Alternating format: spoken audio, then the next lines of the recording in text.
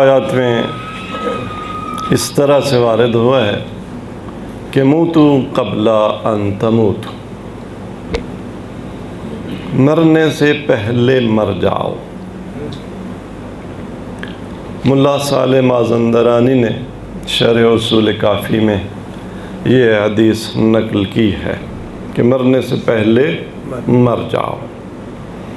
گویا وہ جو ہم موت کی تمنا کی بات کر رہے تھے کہ مومن کو موت کی تمنا کرنی چاہیے، تو اس کا ایک مؤید خود یہ حدیث بھی ہے کہ ہمیں حکم ہے کہ ہم مرنے سے پہلے مر جائیں۔ اب مرنے سے پہلے مر جانے کا یہ مطلب نہیں ہے کہ مرنے سے پہلے خودکشی کر لیں۔ کل بتایا تھا طول عمر کی تمنا ضروری ہے۔ ہر وہ کام جس سے زندگی کم ہوتی ہو، عمر گھٹتی ہو، شریعت میں حرام ہے۔ لہذا ہمیں ہمیشہ طول عمر کی کوشش کرنی ہے، لیکن اس کے ساتھ موت کی تمنا کا پھر معنی کیا بنتا ہے؟ موتو قبل ان تموتو کا مطلب کیا بنتا ہے؟ چند ایک معانی علماء نے بیان کیے۔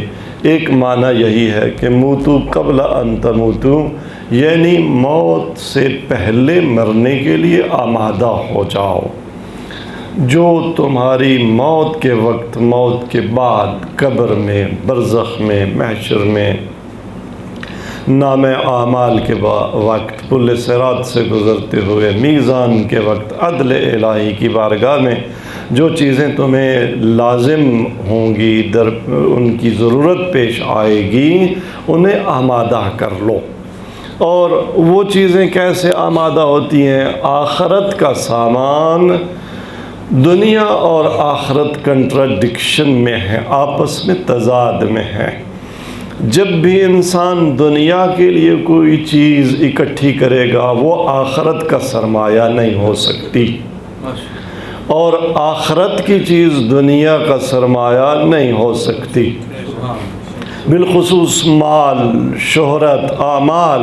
اگر میں مجلس اس لیے پڑھ رہا ہوں کہ دنیا میں میری شہرت ہو جائے، بڑا خطیب ہیں، بڑے مواعظ بیان کرنے والے، شہنشاہ خطابت، پتہ نہیں بحر المصائب کیا کیا، تو یہ دنیا داری ہے۔ یہ مجلس میرے آخرت میں کسی کام نہیں آئے گی۔ ماشاءاللہ۔ حتیٰ میں اگر نماز پڑھ رہا ہوں لیکن دکھاوے کے لیے، میرے پیشانی پر محراب ہے لیکن اس لیے کہ لوگ کہیں کہ بڑا کوئی شب زندہ دار ہے، تہجد گزار ہے، تو یہ اس دنیا میں تو ہو سکتا ہے میرے کسی کام آ جائے، لیکن آخرت میں ایک کوڑی بھی میرے یہ سجدے، میری یہ نمازیں میرے کام نہیں آئیں گی۔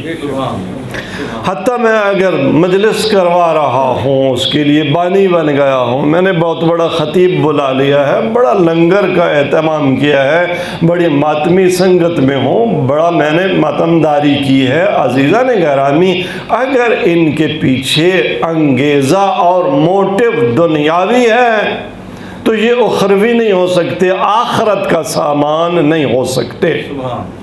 آخرت کا سامان کب ہوں گے کہ یہ سارے کام ہوں لیکن ان میں دنیا طلبی کی، ان میں ریاکاری کی، ان میں شہرت کی طلب، ان میں نیک نامی کا کوئی انگیزہ نہ ہو، اور اس کے لیے مرنا پڑتا ہے۔ یہ اپنے آپ کو ایک لحاظ سے مارنا ہوتا ہے کہ میں اچھی سے اچھی گفتگو بھی کروں، بہترین آمادگی کے ساتھ، جتنا اللہ نے مجھے قوت خطابت دی ہے، اپنی تمام توانائیاں جمع کر کے، تاکہ مومنین کو میں حقائق سے آشنا کر سکوں، شہرت طلبی کے لیے نہیں۔ یہ تب ہو سکتا ہے کہ میرا نفس مر چکا ہو، میرے نفس جب تک زندہ ہے، میں تو جب دیکھتا ہوں کہ آج ماشاءاللہ خطبے کے آغاز ہی میں یہ پورا حال بھر گیا، تو اس نفس میں سرور آ جاتا ہے، ماشاءاللہ اتنے سننے والے آ گئے، تو یہ نفس زندہ، تو یہ مجلس حسین کے لیے نہیں ہو سکتی۔ ماشاءاللہ۔ سعور امام زمانہ بلند تر ذرا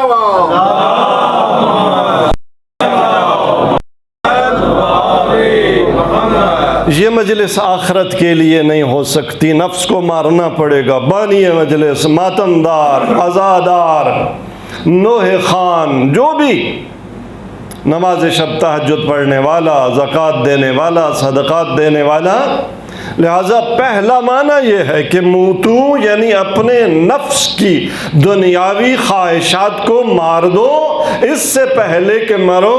مرنے سے پہلے اگر خواہشات نفسانی کا آپ نے گلا دبا دیا تو پھر آپ کے اعمال وہ آپ کا آخرت کا ذخیرہ ہوں گے۔ لہذا موتو قبل ان تموتو، دوسری منزل موتو قبل ان تموتو کی یہ ہے کہ انسان کی قوت خیال اس کی قوت حس پر غالب آ جائے۔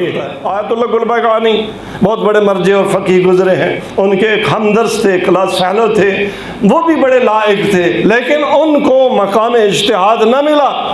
آیت اللہ گل پائگانی کو ظاہر ہے یہ وہ مقام ہے جس میں لیاقت ہو اسے ملتا ہے، ہر کسی کو نہیں ملتا، تو وہ بہرحال سائڈ پہ ہو گئے، انہیں فقاہت میں وہ مقام نصیب نہ ہوا، بیمار ہو گئے، آخری وقت ہے، آغا ان کی عیادت کے لیے گئے، دیکھا کہ حالت احتضار میں ہے اور تلقین کر رہے ہیں کہ تم کلمہ شہادت پڑھو، لیکن وہ یہ کہہ رہا تھا کہ گلپائگانی اللہ ظالم ہے، اللہ نے میرے ساتھ عدالت نہیں کی، میری اولاد جوان ہے، ابھی ان کو میرے سرپرستی کی ضرورت ہے، خدا مجھے موت دے رہا ہے، دنیا سے اٹھا رہا ہے۔ ابلیس مرتے وقت انسان سے اس کا ایمان چھیننا چاہتا ہے، اور یہ وہ مقام ہے خطرے کا کہ جب امیر المومنین حضرت علی بن ابی طالب علیہ السلام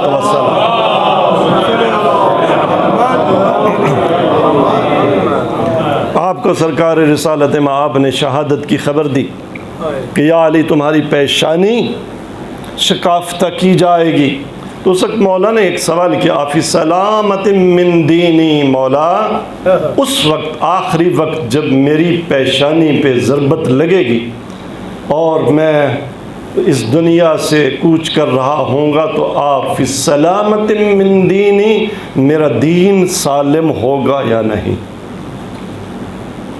یقیناً امیر المومنین کا دین سالم ہے، لیکن مقام ایسا ہے کہ مجھے آپ کو ابھی سے کاشیس رہنے کی ضرورت ہے کہ اس وقت ابلیس کھڑا ہوگا، مجھے پیاس لگی ہوئی ہوگی، میری اولاد سے میرے تعلقات ہوں گے، یہ موت مشکل کیوں ہے؟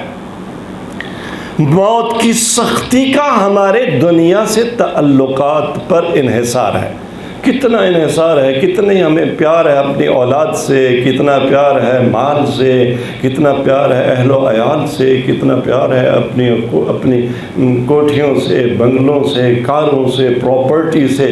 ظاہر ہے ایک ایک تعلق کو کاٹا جاتا ہے، جیسے کینچی سے آپ ایک ایک دھاگا کاٹیں نا، ایک ایک تار کاٹیں تو ہماری تاریں پیوست ہیں ہمارے روح کی، قلب کی۔ کہتے ہیں کہ یہ جو بنڈیج ہوتا ہے نا، اگر آپ اس کو اسٹکنگ بنڈیج ہاتھ کی ہتھیلی پہ لگا دیں تو اس کو اتارنا بڑا آسان ہے، کوئی درد اور پین نہیں ہوتا، اور نرس اگر آپ کی اس کلائی پہ بال بہت زیادہ ہو نا اور اس کے اوپر لگا دے اور بے درد بھی ہو تو ایسے پکڑ کے جب کھینچتی ہے نا، یا اس وقت سارے بال بھی ساتھ اور آپ کی چیخ آہ نکل جاتی ہے۔